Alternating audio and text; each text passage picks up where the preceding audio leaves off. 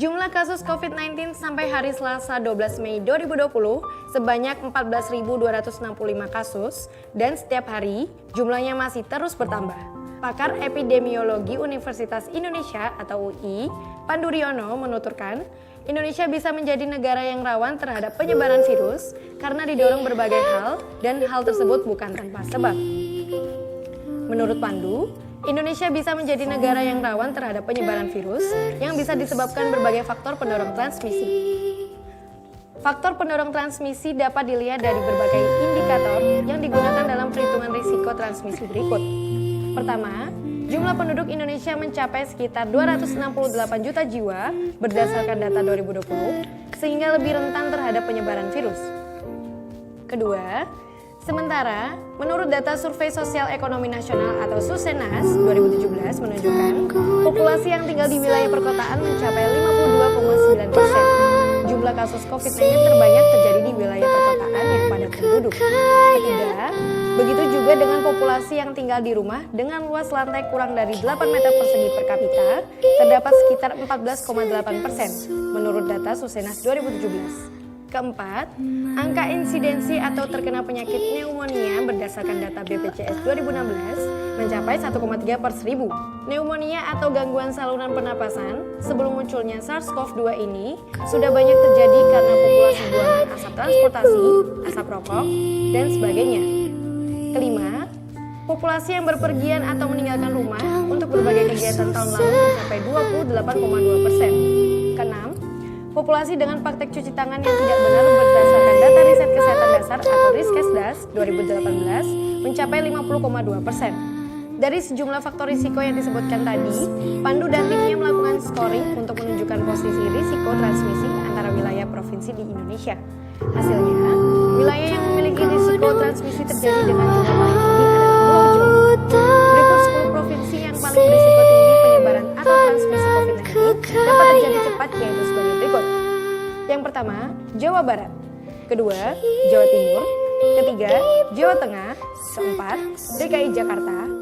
Kelima, Sumatera Utara. Keenam, Banten. Ketujuh, Sulawesi Selatan. Kedelapan, Sumatera Selatan.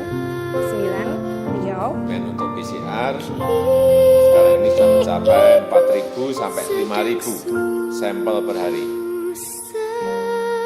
Saya kira ini masih jauh dari target yang saya berikan yang lalu, yaitu 10.000 spesimen per hari.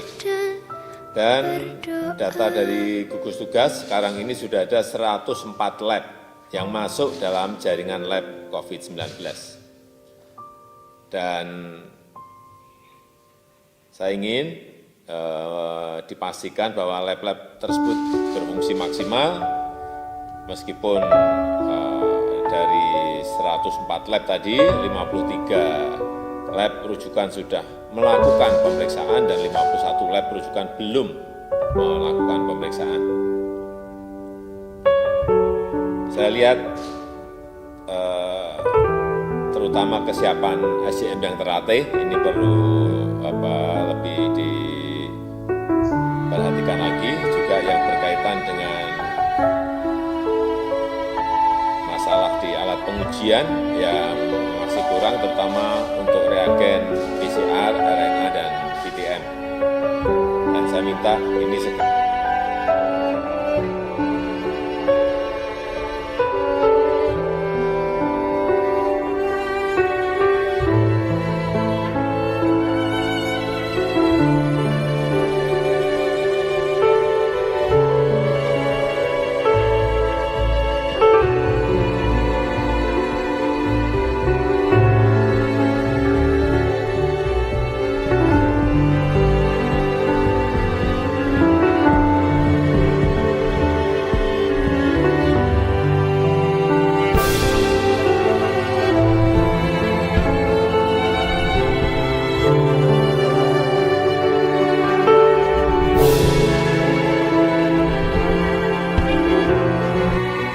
Dia ya pertanyaan yang jawabannya paling ditunggu-tunggu oleh banyak orang. Kapan sih pandemi COVID-19 atau virus corona ini berakhir? Nah, mungkin beberapa di antara kita sudah mendengar ya prediksinya. Ada yang bilang pertengahan tahun, ada juga yang bilang ataupun juga memprediksi hingga akhir tahun ini. Nah, setiap instansi memang memiliki hasil perhitungan yang berbeda.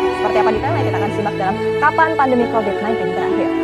Prediksi pertama datang dari Singapore University of Technology and Design alias SUT juga merilis perkiraan akhir wabah corona di 131 negara termasuk Indonesia. Model SIR yang diregresikan dengan data dari berbagai negara ini untuk memperkirakan kurva siklus hidup pandemi COVID-19. Dalam data yang pertama disebutkan bahwa negara tetangga kita, Malaysia, diprediksi akan lebih dulu mengakhiri wabah pada 6 Mei. Kemudian disusul negara Singapura yang akan berakhir pada 4 Juni 2020. Nah, sementara di Indonesia sendiri diprediksi bahwa 97% dari kasus akan berakhir pada 6 Juni mendatang. Namun rupanya kemarin per 27 April prediksinya direvisi ya, dipercepat menjadi 4 Juni untuk Indonesia. Nah, sementara itu secara global diprediksi wabah COVID-19 akan sepenuhnya berakhir di akhir tahun, tepatnya ini di tanggal 26 November 2020. Dan meski demikian, pada laman webnya SUT di data When Will COVID-19 End ini mengklaim bahwa data ini ditujukan untuk mendukung penelitian. Artinya sangat mungkin jika data ini terjadi kesalahan. Nah, kemudian kita akan lihat dari dalam negeri. Awal April lalu, pakar statistika Universitas Gadjah Mada UGM juga memprediksi ya kapan pandemi COVID-19 ini akan berakhir di tanah air. Jadi, guru besar dari statistika UGM yaitu Profesor Dr. Dedi Rosadi menyebutkan bahwa akhir pandemi COVID-19 diprediksi akan jatuh pada akhir Mei, tepatnya itu 29 Mei 2020. Nah, ini dengan perkiraannya adalah minimal total penderita positif sekitar 6.174 kasus. Nah, jika kita bandingkan ya dengan perkiraan lainnya, tampaknya prediksi ini cukup optimistis ya, baik dari segi waktu maupun juga jumlah kasus. Nah, model yang digunakan oleh UGM ini adalah model probabilistik yang berdasarkan data nyata ataupun juga probabilistik data driven model dan memperhitungkan dilakukan ini berdasarkan data pasien corona hingga Kamis 26 Maret dengan asumsi telah ada intervensi ketat dari pemerintah sejak minggu ketiga Maret 2020. Lagi-lagi disebutkan bahwa prediksi ini disampaikan pada awal April ya, dan per tanggal 27 April jumlah kasus positif di Indonesia telah mencapai angka 9.096 kasus. Artinya telah melampaui angka yang disebutkan dalam prediksi ini. Kemudian kita akan lihat dari dalam negeri lagi ada juga ramalan dari lembaga biomolekuler Eijkman Institute, di mana direktur institusi ini Amin Subandrio ini memprediksi ya bahwa ada dua skenario puncak kurva penyebaran COVID-19 di Indonesia. Skenario yang pertama adalah penyebarannya cepat sehingga mencapai puncak secara cepat, kemudian jumlah kasus positif ini cukup tinggi begitu. Dan untuk skenario kedua adalah waktu untuk mencapai puncak kasus cukup lama, namun dengan jumlah kasus yang lebih rendah seperti itu kira-kira. Nah, untuk skenario yang pertama, Eijkman memprediksi bahwa puncaknya akan terjadi pada 2 atau 3 minggu mendatang, artinya ini sekitar awal atau pertengahan di bulan Mei ya, dengan jumlah kasus positif yang tinggi sekali yaitu mencapai angka 100.000 kasus. Bayangkan, namun penurunan kasus pun diperkirakan akan turun tajam. Dalam skenario ini, yang paling dikhawatirkan adalah fasilitas kesehatan yang tidak cukup memadai karena lonjakan pasien yang begitu tinggi. Nah, sementara untuk skenario kedua, puncak penyebaran COVID-19 ini akan mundur hingga akhir Mei atau awal Juni 2020. Nah, meski lebih lama, namun lonjakan kasus tidak begitu tinggi. Dengan catatan bahwa skenario ini bisa berhasil jika masyarakat Indonesia disiplin dalam aturan PSBB ataupun juga melakukan social distancing. Kemudian kita lihat dari tim Fakultas Kesehatan Masyarakat UI juga telah membuat prediksi ya terkait jumlah kasus dan juga waktu puncak pandemi di Indonesia. Nah, mengutip laman resminya ada 2 rilis yang dikeluarkan yaitu pada 26 Maret dan juga di bulan April 2020 ini. Nah, pada rilis Maret lalu yang bertajuk COVID-19 Scenarios Republic of Indonesia Act Now Strategy, tim FKM ini membuat 4 COVID-19, virus mematikan yang menyerang dunia. Daya jangkitnya begitu cepat menyebabkan kondisi darurat. Jika tidak segera bertindak, jumlah kasus positif akan terus meningkat. Masihkah tidak percaya? Masih tidak peduli? Stop penyebarannya dengan social distancing. Jaga jarak aman dengan sekitar.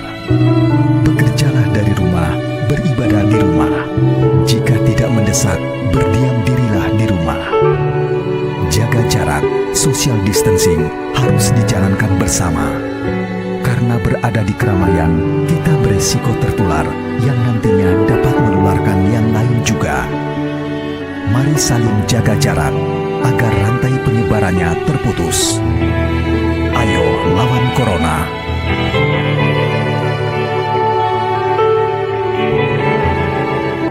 Virus Corona. Pada saat ini dunia sedang sakit. banyak yang sudah jadi korban. Apa yang harus kita lakukan? Apakah kita harus diam? Tidak. Kita harus bangkit. Dan kita harus semua mematuhi aturan pemerintah. Jangan anggap remeh virus ini. Karena virus ini sangatlah berbahaya. Karena ini semua tidak akan pernah berakhir. Kalau tidak kita mulai dari diri sendiri.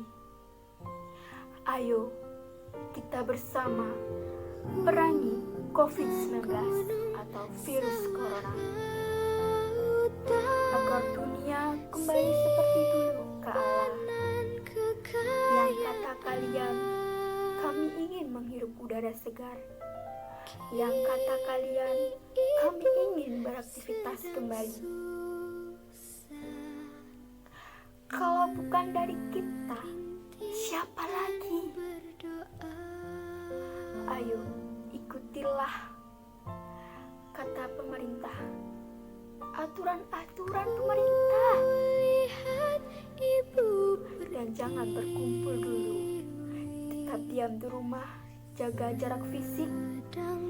Ayo, bantu tenaga medis yang berjuang di sana.